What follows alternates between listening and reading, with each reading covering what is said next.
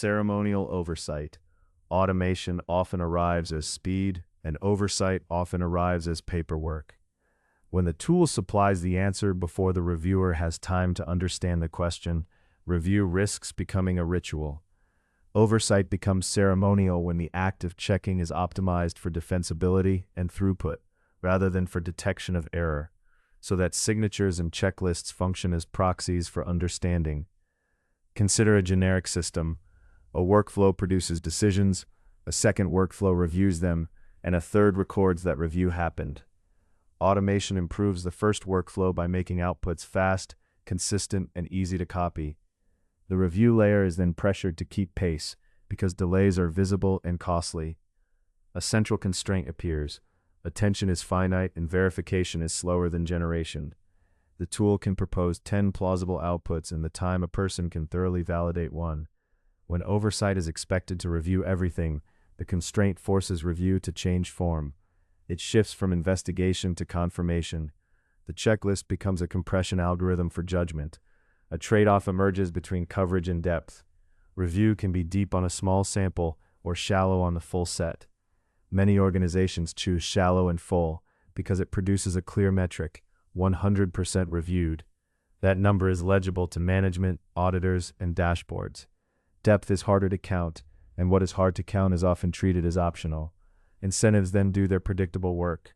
Reviewers are rewarded for speed, consistency, and low friction. They are penalized for blocking progress. Producers are rewarded for volume and on-time delivery. They are penalized for rework.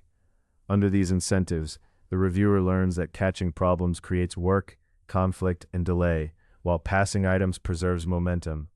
This is not a moral story. It is a feedback loop. The system trains reviewers toward minimal resistance. The checklist, once meant to support memory and structure, becomes a liability shield. It answers the question, was the process followed, rather than was the output true? That shift is subtle, but decisive. Process compliance is easier to prove than correctness, and so it becomes the dominant product of oversight. Automation intensifies this drift because it changes the error surface. Outputs may look polished and coherent even when wrong. The reviewer's old heuristic, spotting rough edges, missing fields, obvious inconsistencies, stop working. Verification now requires domain-specific tests, cross-checks against external reality, or reconstruction of reasoning. Those activities are expensive in time and attention, and the constraint returns. The system can demand evidence faster than humans can produce it. So ceremonial oversight forms when three elements align. Verification is slower than production. Metrics reward visible throughput, and accountability is measured by artifacts of review, rather than by tested accuracy. The system behaves as designed. It converts responsibility into documentation, because documentation scales better than understanding. When oversight becomes ceremonial, accountability is relocated. Responsibility migrates from the substance of the decision to the trace of the decision, the ticket, the approval, the checkbox, the timestamp. This is a change in values expressed through measurement. What cannot be verified quickly becomes secondary. What can be logged becomes primary. Attention follows those measurements. People learn to attend to what will be inspected, not to what is true. Review becomes a performance for the record.